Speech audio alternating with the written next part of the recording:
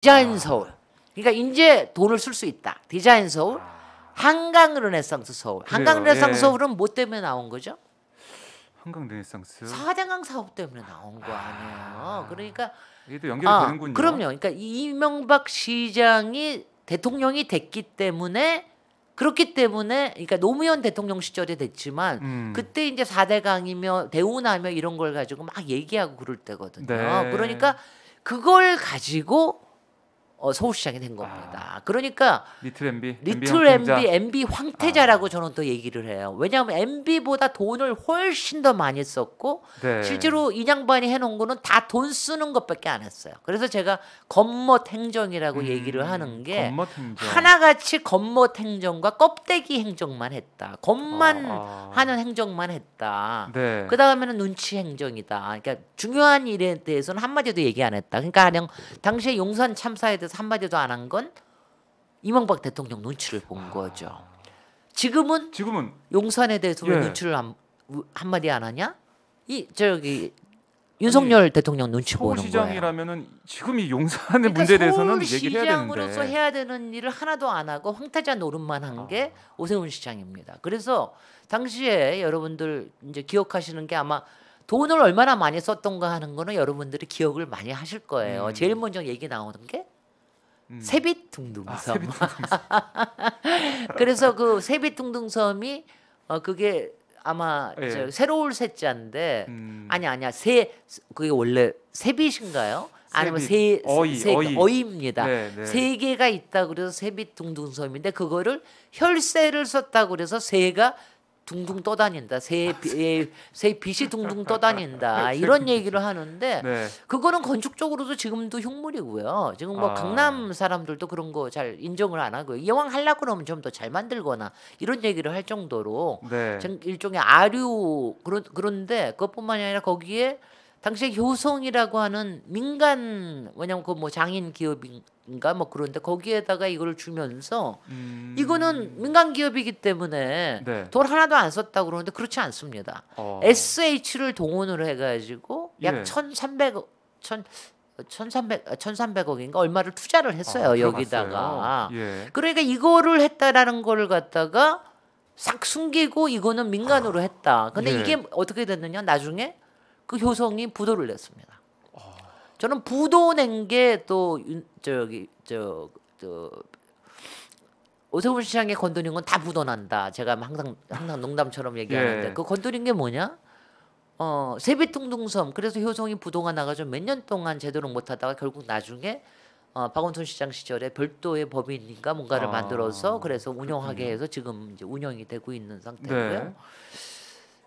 또 부도가 난 게 있습니다. 그거는 뭐냐면은 먼저 조금 더 간단한 것부터 파이 특혜 분양, 파이시티라고 얼마나 그때 당시에 문제가 됐던 거는 다들 아까도 얘기했지만 아셨을 텐데 파이시티 분양은 문제가 된 게 뭐냐면은 서울시가 그 땅을 민간한테 넘겼는데 민간한테 넘기려고 그러면은 사실은 이게 상업지역에 나중에 된 거 아니에요. 그게 원래는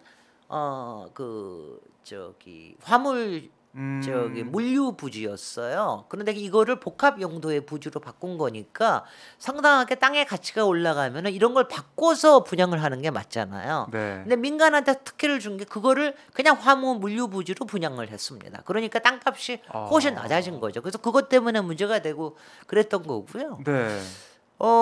이것도 파이시티 그렇게 특혜를 줬는데 파이시티가 또 부도가 났습니다.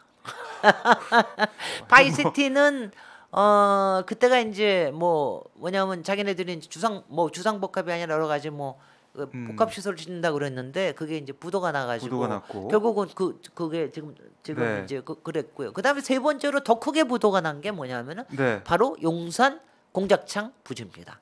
지금 용산 공원 말고 용산역 뒤편에 있는 용산의 철도 부지가 약 한 23만 평에서 27만 평 정도 되는 게 그게 이제 서울의 황금싸라기 마지막 황금 땅이라고 하는 거죠. 그래서 이걸 용산 공작창 부지라고 하기도 하고 용산 기지창 부지라기도 하는데 그냥 제가 용산 공작창 부지라고 얘기를 할게요. 이거는 오세훈 시장이 건드려 가지고 민관 협동 개발을 만들었어요. 민간 합동 개발. 그래가지고 이게 땅은 철도청이에요. 네. 이 에어컨을 조금 꺼야 예. 되겠네요. 끌까요? 제가 예, 예. 이제 에어컨을 꺼주세요. 제가 감기 끝이라서 네. 이게 하니까 에어컨이 바로 여기 위에서 네, 나오네. 네, 위에서 나오고 그래서 그렇네요. 에어컨을 네. 꺼야 되겠네요. 지금 있다 보니까 제가 네. 이럴 때는 시원하게 에어컨이 바로 나오고 있어가지고. 에어컨이 바로 나오고 있어서 제가 몰랐습니다. 네. 근데 이거를 그러니까 철도청하고 근데 이거의 인허가권은 서울시가 갖고 있거든요. 그래가지고 당시에 이명박 대통령 저기 그러니까 이거를 막 키웠어요. 네. 그래가지고 저거보다 더 컸어요. 4대강 사업이 22조잖아. 이거 32조 프로젝트를 만들었습니다. 아마 도시 프로젝트에서 32조면 아마 정말 제일 큰 거였을 텐데 이게 왜 그랬냐 하면은 땅도 23만 평 정말 금싸라기 땅에다가 여기에다가 111층을 짓겠다고 랜드마크를 짓겠다. 서울에 그때 100층 이상 짓는다는 게 굉장히 꿈이었거든요. 그렇죠. 그래서 근데 그걸 갖다가 오세훈 시장에 나서서 자기가 짓겠다. 그래서 그걸 조건으로 이것도 마찬가지로 프로젝트 파이낸싱을 해가지고 민간 업체를 모집을 해가지고 당시에 드림 허브라고 하는 업체를 만들었습니다. 거기가 누가 참여를 했느냐? 삼성. 네. 삼성의 컨소시엄이 참여를 해가지고 철도청하고 해가지고 했는데 이거를 너무 키운 거예요. 그래서 여기에다가 사업 부지를 어디까지 했느냐면 고 23만 평이 아니라 지금 그 앞에 보면 한강을 가로막고 있는 서부 이촌동에 아파트가 있습니다. 굉장히 이제 보기는 안 좋죠. 이렇게 벽처럼 있으니까 그것까지 포함을 해. 서부 이촌동 아파트까지 포함을 해버렸어요. 그 다음에 또 저쪽에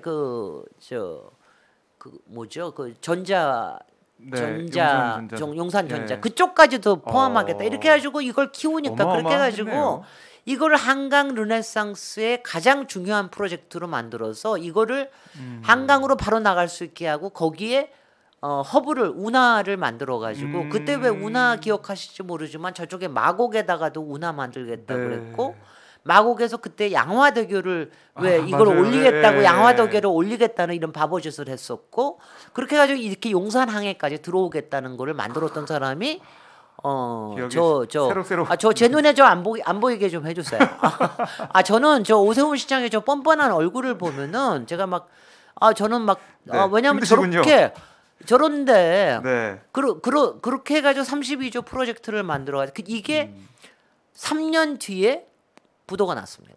그래서 결국은 파산이 돼서 철도청 그래서 지금까지 비어 있는 땅이 된 이유가 오세훈 시장 때문에 그렇게 된 겁니다. 근데 그때 오세훈 시장이 한 번은 세운상가에 가서 박원순 시장이 해놓은 리모델링이라고 보고 막 피눈물이 난다 이런 표현을 썼잖아요. 제가 그걸 보면서 정말 저는 정말 저렇게 파렴치한일 수가 있나. 그때요 제가 용산의 지역위원장이었기 때문에 상을 잘 하시겠네요. 서부 이촌동 주민들은요 그것 때문에 재개발도 못하고 팔리지도 않고 거기에 임대 안 되고 거기에 가게들 안 되고 7, 8년을 고생을 했습니다.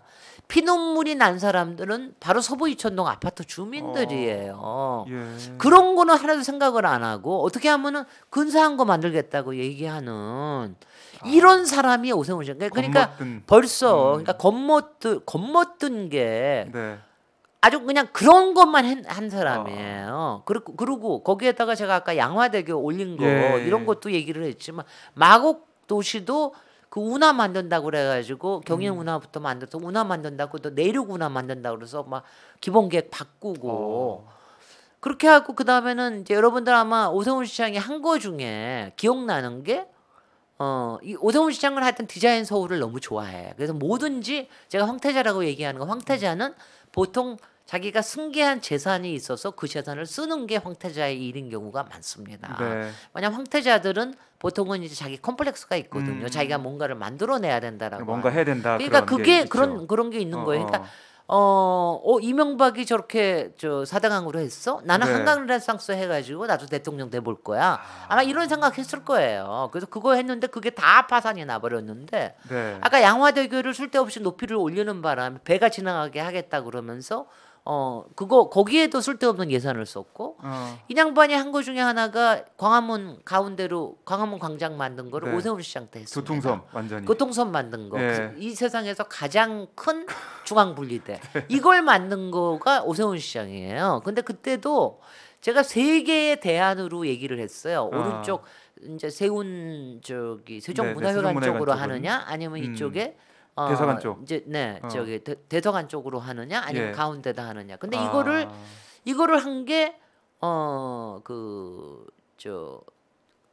시민 여론조사 가지고 했습니다. 그런데 그런 거 여론조사 하면은 당연히 가운데가 나오죠. 이것도 아니고 저것도 아닌 가운데. 그렇게 가운데 넣어가지고 쓸데없는 거 해놓고 난 다음에 거기서 제일 처음에 거기서 한다라고 한 게 뭐냐, 저는 그것도 기억하는, 여러분들 하나도 기억 못하시죠. 오세훈 시장이 거기에 바로 광화문 광장 앞에서 뭘 하겠다고 했느냐. 저기 아이스 점프 하는 거 만들겠다. 그거 첫 번째로 했던 사람이 오세훈이에요. 그것도 누구 따라보고 한 겁니까? 이명박 시장이 저 서울시장 시정학 광장에다가 아이스링크 만들었잖아요. 겨울마다. 꽤 히트를 쳤거든요. 네. 근데 그거 하겠다고 한 게 오세훈 시장. 그러니까 오세훈 시장은 계속 따라쟁이에다가 카피에다가 겉멋만 부리는 이런 거를 했던 사람이에요. 여기다가 이제 가장 이제 저는 뻘짓을 했던 게 DDP 동대문 디자인 DDP. 플라자, 동대문 디자인 플라자 DDP인데 지금은 이제 가면은 뭐 우주선이 있는 것처럼 뭐냐면 그 뭐 서울에 우주선이 앉은 것 같은 형태잖아요. 막 곡선의 형태, 뭐 운운해가지고 디자인 특이해서 그거가 어쩌다 뭐 자기 저거로 하는데 지금 이제 광화문은 결국은 박원순 시장이 보다 못해. 맨날 대학밭 앞 가운데서 아무것도 하지 못한 보다 못해서 이쪽으로 옮겼죠. 근데 그거 가지고 막 비판하더니 지가 서울시장이 되고 나서 보니까 그쪽이 더 낫겠다 싶은지 지금 공사가 계속해서 9월달에 할 겁니다. 훨씬 광화문 광장의 이 질이 좋아질 거예요. 그런데 DDP는 결국은 자기가 다 해놓고 갔습니다. DDP는요. 제가 디자인에 대해서는 얘기 안 할래요. 저도 건축가이기 때문에 괜히 이제 그런 얘기를 하는 거를 싫어하는데, 근데 한마디로 저는 역사를 완전히 지워버렸다는 거에 대해서 제가 가장 거기서, 왜냐면 거기는 성곽, 동대문 성곽과 그다음에 거기에 이제 그 세대가 아니니까 모르지만 저도 거기 야구장에 가서 막 동대문 야구할 때 막 야구장에 가서 막 그 환호의 이 DNA가 남아 있는 고교야구 대단했을 때거든요. 그러니까 그런 것들의 역사성을 살리는 게 굉장히 중요하다라고 했는데 그게 다 뭉개져 버렸고요. 그때 국제 설계 경기 하면서 완전히 외국인을 설계 저기로 해놓고 우리나라 건축가들 내란들은 그런 역사성에 대해서 굉장히 많은 제안들을 했는데 그걸 딱 저기를 하고 자하디드라고 하는, 지금은 돌아가셨는데 건축가 이제 디자인만 보고 그쪽을 결정을 한 거예요. 근데 그것도 뭐 거의 다 그렇게 처음부터 그렇게 작정하고 한 게 아니냐. 왜냐하면 이제 그 심사위원들이 외국 건축가들이 워낙 많으니까. 그리고 심사도 다 모든 걸 영어로 했습니다. 난 그거 너무 웃겨. 하여튼 간에 서울시에서 하는 게 주체성도 없어. 왜 서울시에서 하는 걸 갖다가 그걸 갖다가 영어로 하는 거예요. 근데 그게요. 그것보다 더 중요한 게 이게 예산이에요. 원래 동대문의 디자인 플라자, 이게 이제 정확하게 2006년에서 2008년에 2006년에 이 사람이 시장이 됐으니까 결정이 된 게 2008년인가 9년 해서 2010년인가 디자인 뭐 저기 하고 그랬을 때인데 2008년인가 해가지고 설계 컴피티션 하고 그랬을 때인데 그때의 첫 예산이 동대문 디자인 플라자 첫 예산이 900억이었어요. 그때는 970억인가 가지고 했어요. 그런데 자하디드 그 설계 경기가 당선이 되고 나니까 900억 가지고는 도저히 안 되겠는 거예요. 그래가지고 얼마까지 늘렸냐? 2,200억까지 늘렸어요. 그러니까 약 1.5배 정도를 늘린 거죠. 근데 그거를 또 설계를 하다 보니까 도저히 2,200억 가지고 안 되는 거예요. 그래가지고 최종적으로 얼마냐? 4,800억. 그러니까 설계하고 그 사이에 설계 변경하고 그래가지고서 처음에 했던 것보다는 5배가 늘어난 거죠. 이런 게 재앙이라는 겁니다. 거기다가 광화문 저기 DDP를 만들고 난 다음에 그때 민원이 굉장히 많았어요. 뭐냐면은 왜 동대문 이 경기장에 이런 역사성을 왜 살리는 경기장을 왜 우리는 못 갖는 거냐 네. 막 했어서 그래가지고 인양반이 또 오세훈 시장이 당시에 또 얘기한 게 고척에 도움구장을 짓겠다고 얘기했습니다. 근데 여러분 그때 고척의 도움구장에 네. 또 2천억 들어갔어요. 그래가지고 근데 아시다시피 고척의 도움구장이 너무 작아가지고 제대로 네. 역할을 못 한다고 그러지 않습니까? 맞아요. 그래가지고 지금 또 올림픽 그 올림픽이 아니라 아시아 선수 네. 아시아 그 경기장에 또 도움구장을 만들겠다고 또 지금 요리를 하고 있거든요. 오세훈 시장이. 그러니까 오세훈 시장은요. 그러니까 돈을 쓰고 네. 그다음에 민간의 기업을 이용을 해가지고. 뭔가를 쿠킹을 하다가 여기에 세금을 더 들이게끔 만드는 거에 귀재입니다. 그리고 파산을 시키고 이렇게 네. 왜냐하면 동대문 플라자 같은 거는 서울시의 전체 사업이기 때문에 시작한 사업을 마무리를 못할 수는 없잖아요. 그러니까 마지막까지 4,800억을 들여서라도 했는데 네. 이거를 다 만들어 놓은 게 오세훈 시장이라는 거예요. 근데 여러분 아시다시피 동대문 디자인 플라자가 만들어지고 난 다음에 과연 동대문 시장 거기 패션 시장이나 그쪽의 생태계가 여기에 힘입은 바가 얼마나 있느냐. 거기다가 예. 뭐 디자인적으로 제가 얘기하면은 저는 이제 그 자하 하디드라고 하는 이런 이제 시그니처 건축가라고 우리는 네. 보통 얘기해요. 그게 뭐냐면은 자기가 하는 브랜드를 사방에 중국이건 뭐 베트남이건 소련이건 관계 아무데나 갖다 심는 사람이 그런 사람 보고 시그니처 건축가라고 마치 네. 미술품 하듯이 그려서 하듯이. 근데 건축은 그래서는 안 된다. 그러니까 왜 베이징에서 볼 수 있는 거를 서울에다 하는. 여러분 보세요. 서울에 자하디드의 DDP가 있다고 그래서 세계 네. 건축계가 뭐 알아주는 거 있습니까? 없거든요. 우리가 세계에서 알아주려고 그러면 우리 건축가가 뭔가 특이한 걸 해냈을 세계적인 것이 될 수 있는데 그렇게 해야 되는데 바로 그런 짓을 한 게 오세훈 시장이에요. 그래서 제가 또 있는데 저희 뭐 시청자들이 들으면서 예전에 알았던 건데 다시 복습이 되는 면도 있고 네네. 까먹었던 부분들 아니면 네. 또 이거 말씀을 들으면서 그런 들이 있어서 놀라시는 분도 있을 것 같고. 서울시청도 오세훈 시장 작품입니다. 그때도 말이 많았어요. 그때 엄청 났었죠. 이게 쓰나미 네. 이게 지금 쓰나미라고 막 저기를 하는 건데 근데 오세훈 시장이 저는 정말 이게 디자인 서울 때문에 서울을 망가먹은 거라고 생각을 하는 게 네. 오세훈 시장이 서울시청을 민자 사업으로 하는 거로 했어요. 그게 뭐냐 하면은 민자가 들어와서 네. 민자가 죄송합니다. 민자가 아니라 턴키 사업으로 했어요. 턴키라고 하는 거는 설계부터 그 마지막 시공까지 다 해가지고서 하는 게 그러니까 그렇게 되면은 보통은 이제 그런 거 할 때는 보통 설계부터 결정을 해놓고 하는데 네. 그때 설계 들어온 다음에 오세훈 시장이 들어온 다음에 설계를 계속 바꾼 겁니다. 제가 기억하기 7번인가 바꿨어요.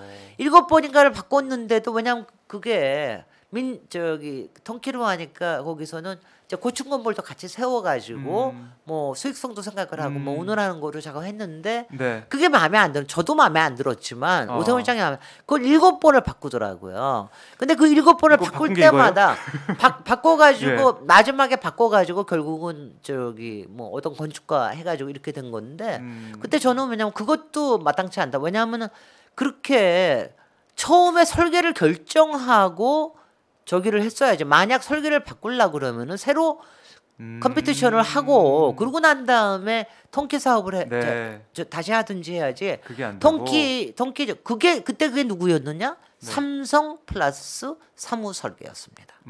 왜냐면 왜 삼성이라는 이름이 이렇게 많이 나오는지 여러분들 이상하시죠? 네.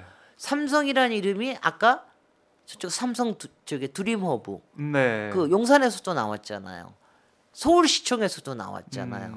저쪽에 DDP에서도 삼성이 했습니다. 그쪽도 주요 저기가 삼성이 했어요. 네. 그러더니 이번에 또 한두 달 전에 신문에 난 게 광화문 저기로 가면 오른쪽에 왜 옛날에 용산 미 관저가 있던 땅이 있죠. 꽤 큰 땅. 광화문에서 저쪽 경복궁으로 올라가는데 그 코너에 네. 있는 땅이 꽤 큰 땅이 있습니다. 부지가 있죠. 그동안 그거를 삼성이 무슨 호텔 짓겠다라고 했다가 뭐 대한항공으로 넘어갔다가 그다음에 뭐 종로구청에서 자기네 공원 만들겠다 그랬다가 문화재청에서 여기다 박물관 뭐 한다고 그랬다가 안국동 쪽에 뭐 여러 가지 했는데 결국은 삼성이 그거를 인수로 하고 삼성이 이건희 박물관인가 뭔가를 거기 만들겠다. 근데 거기서 갑자기 얼토당토하는 갑자기 사진이 나오더라고요. 그게 뭐냐면 저기 오세훈이 딱 이러고 양 갖춰 있고 딱 서 있는데 그 앞에 파란 저기가 있는데 이거를 아직 저기 추진이 안 되고 있거든요. 그러니까 이거를 착공할 때까지는 이거를 공원으로 개방하기로 했다. 아니 그걸 왜 서울시장이 얘기를 해요? 삼성하고 나 그냥 삼성하고의 특수관계가 의심스럽더라고요. 삼성하고의 특수관계 때문에 이게 왜냐하면 그거는 삼성에 그런다고 얘기는 할 수 있지만 이거를 생색을 낼 사람은 오세훈 시장은 아니란 말이죠. 그러니까 이렇게 이런 것들을 이게 뭐냐면 끊임없이 기업과 특히 대기업에 관련된 것과 이런 것들을 하면서 여러 가지 편의를 봐주고 운운하는 것들이 지금 사실은 이제 그런 것들이 오세훈 시장 시절에 너무 많다. 너무 많아서 제가 다는 못했는데 여기까지만 하겠습니다. 10년 전